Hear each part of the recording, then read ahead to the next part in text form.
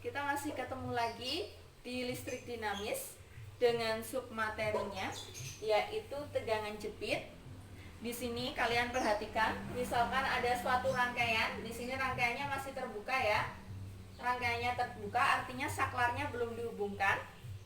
Maka saat rangkaian ini kita hubungkan dengan alat ukur tegangan, maka yang terukur itu adalah tegangan atau gaya gerak listriknya, yaitu tegangan dari sumber tegangan ini baterainya.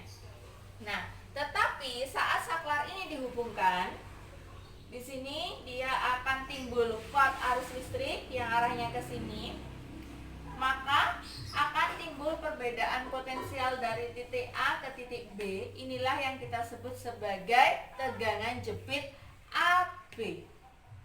Nah, besarnya tegangan jepit AB itu kita bisa peroleh dengan persamaan hukum Ohm kemarin, I dikali R. Tetapi hati-hati, I di sini dia dipengaruhi oleh sumber tegangan dan hambatan dalam dari sumber tegangan tersebut. Sebenarnya misalkan sumber tegangannya itu kita memiliki baterai itu memiliki hambatan dalam yang nilainya lumayan kecil, tapi dalam persamaan atau persoalan itu harus kita perhitungkan. Nah, karena hambatan dalam dengan R di sini di seri, maka tinggal kita jumlah saja. Sebenarnya persamaan ini itu kita perolehnya itu dari I sama dengan V per R total, karena ini I total ya. Nah, di sini V totalnya hanya ada E, R totalnya seri, kita jumlah. Nah, sebenarnya konsepnya masih sama seperti kemarin. Hanya saja persimpulannya kita sedikit berbeda. Tetapi kalian jangan bingung, terkadang memang ada buku yang menyimpulkan di sini epsilon ini, ada yang E besar, ada yang V ya. Nah, kalian harus ingat bahwa terkadang pada suatu rangkaian di situ tidak terdiri dari satu sumber tegangan, tapi terdiri dari berbagai sumber tegangan. Kalian lihat apakah itu disusun seri atau disusun paralel. Kalau sumber tegangannya disusun seri, maka hasil sumber tegangan totalnya tinggal kita jumlahkan saja. Dan hambatan dalamnya ya kita selesaikan dengan hambatan dalam secara seri, yaitu tinggal dijumlahkan. Tetapi kalau sumber tegangannya dia di paralel, maka E totalnya itu sama dengan satu sumber tegangan. Jadi misalkan di sini ada 3 baterai. Baterai pertama, kedua, ketiga disusun paralel. Jadi dia disusun paralel seperti ini. Nah, kita bisa bayangkan ya. Kita gambar. Ini dia disusun paralel. Maka E totalnya dari ketiga sumber tegangan ini itu jika besarnya sama besar, maka nilainya sama seperti satu sumber tegangan. Jadi ini E totalnya nilainya adalah E, hanya satu. Nah, untuk R totalnya kita selesaikan dengan cara R paralel. Selanjutnya untuk poin F itu adalah hukum 2 Kirchhoff. Kita kemarin sudah bicara tentang hukum 1. Sekarang ini adalah hukum 2. Dengan bunyi yaitu jumlah aljabar perubahan tegangan yang mengelilingi suatu rangkaian tertutup. Rangkaian tertutup itu kita sebut sebagai loop. Jadi nanti kalau Bu Krista bilang loop itu artinya rangkaiannya tertutup. Itu jumlahnya sama dengan 0. Jadi kalau kita jumlahkan semua itu sama dengan 0. Terkadang di buku ada yang bilang sigma E sama dengan 0, ada sigma F sama dengan 0, ada sigma epsilon sama dengan 0. Ada juga yang seperti ini ya. Yang ini adalah sigma E sama dengan 0. Ini sama saja artinya. Ini kita anggap dia sebagai tegangan. Jumlahnya sama dengan 0. Kita uraikan bahwa tegangan itu bisa diperoleh pertama dari baterai ini itu dari arus yang mengalir pada suatu hambatan. Nah, maka di situ pun akan ada beda potensial atau tegangan. Sehingga di sini diperoleh yaitu sigma E plus sigma IR sama dengan 0.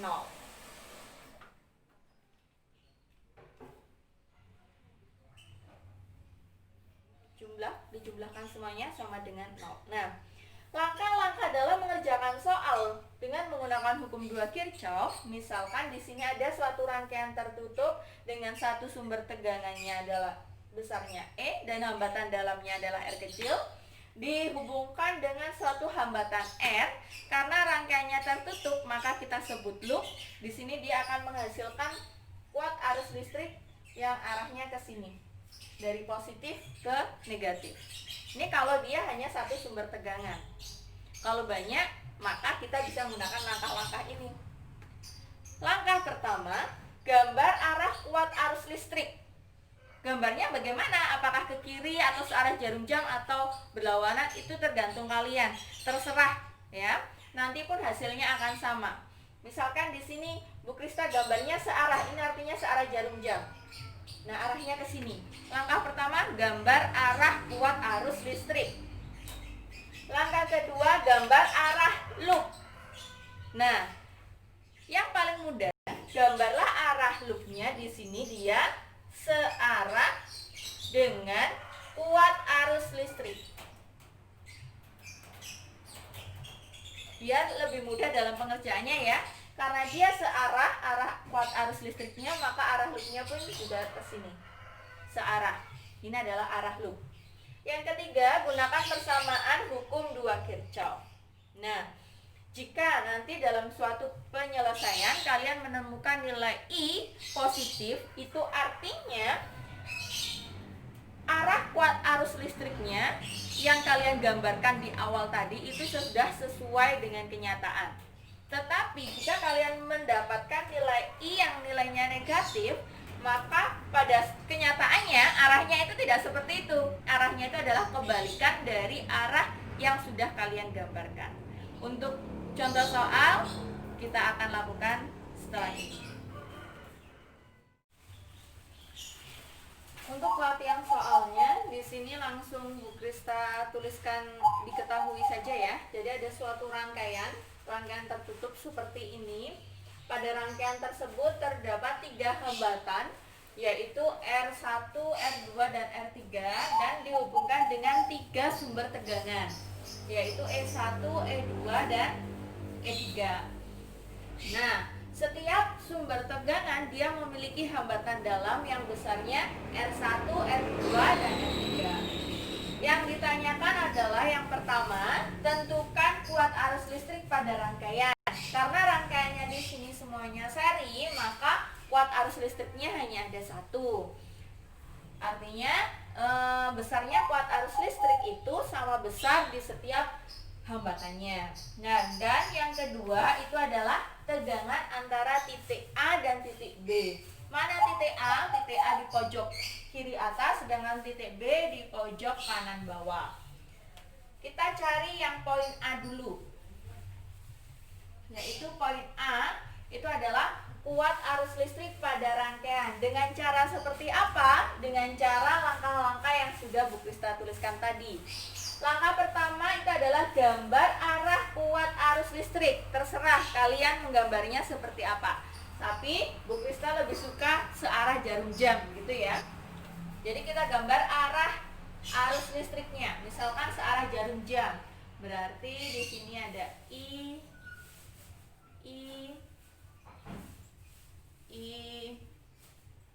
boleh ya, gambarnya 1 kali boleh, 2 kali boleh, atau 3 kali pun boleh. Dan selanjutnya gambar arah loop. Paling mudah, gambarlah arah loopnya searah dengan kuat arus listrik. Karena arah kuat arus listrik searah dengan arah jarum jam, maka loopnya pun juga searah. Kita gambar gini ya, dia searah. Ini adalah arah loop. Selanjutnya, gunakan persamaan hukum 2 Kirchhoff, yaitu sigma E ditambah sigma IR sama dengan 0. Tulis di sini persamaannya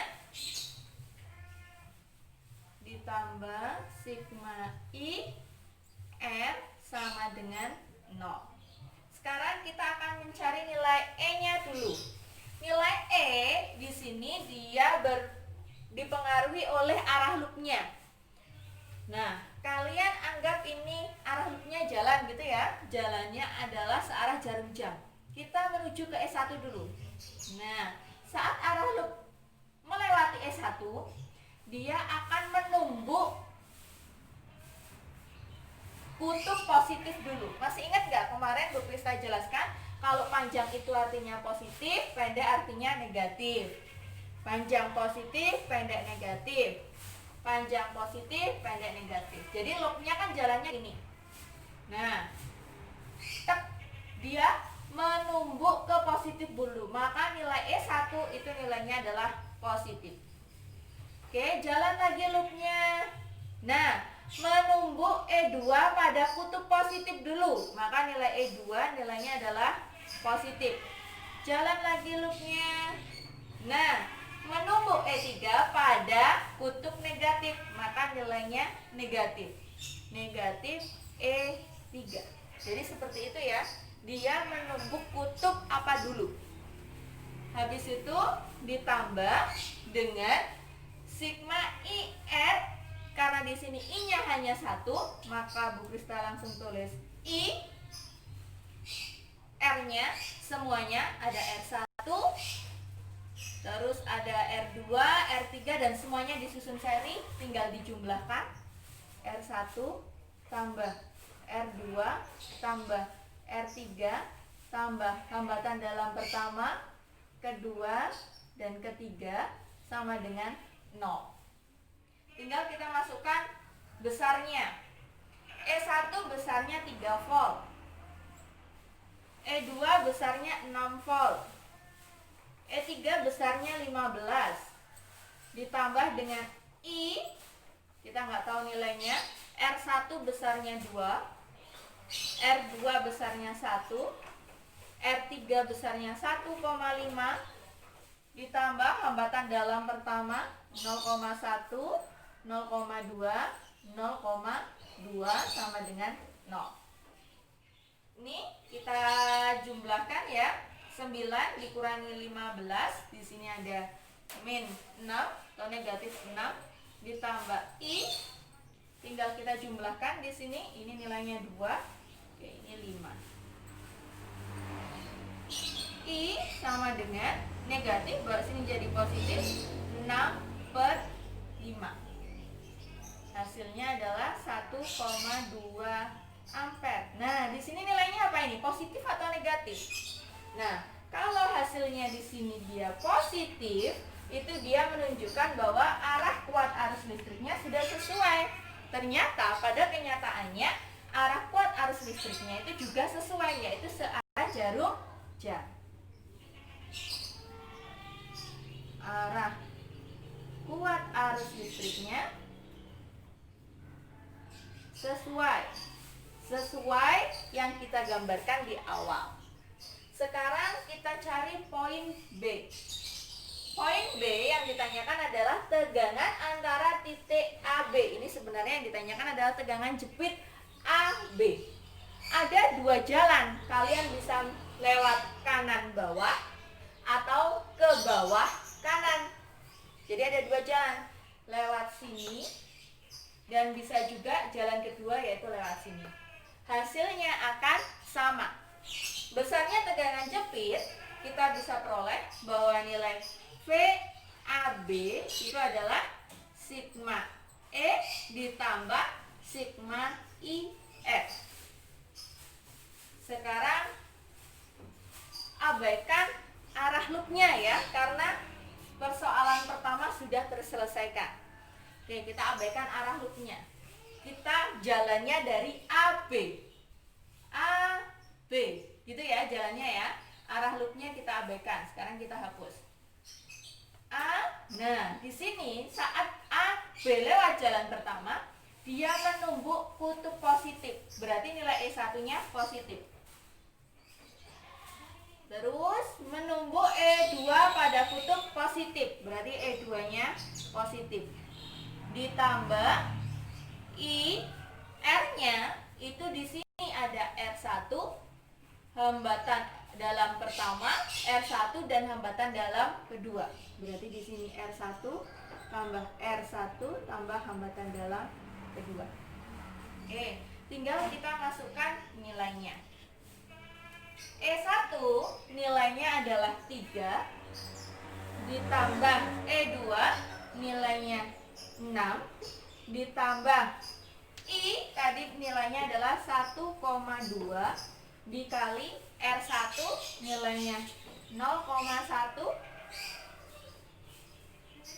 Oke, R1 nilainya 2 dan hambatan dalam kedua nilainya 0,2. Besarnya adalah, ini kita selesaikan dulu loh ya, hati-hati. Nah, 3 tambah 6 ada 9 ditambah 1,2 dikalikan 2,3 sama dengan ada berapa di sini? Hasilnya itu adalah 11,76 volt. Itu kalau kalian melewati jalan pertama, yaitu ke kanan ke bawah. Sekarang kalau kalian melewati jalan kedua, ke bawah ke kanan, apakah nilainya sama? Nilainya akan sama. Kita cari dulu ya. VAB persamaannya sama, sigma E ditambah sigma IF. E nya kita melewati yang dari bawah dulu. Nah, AB lewat sini lah ya. Seret, dia menumbuk E3 dulu pada kutub positif. Berarti di sini nilainya E3. Ada baterai lagi? Nggak ada. Berarti langsung ditambah I. Nah, hati-hati di sini.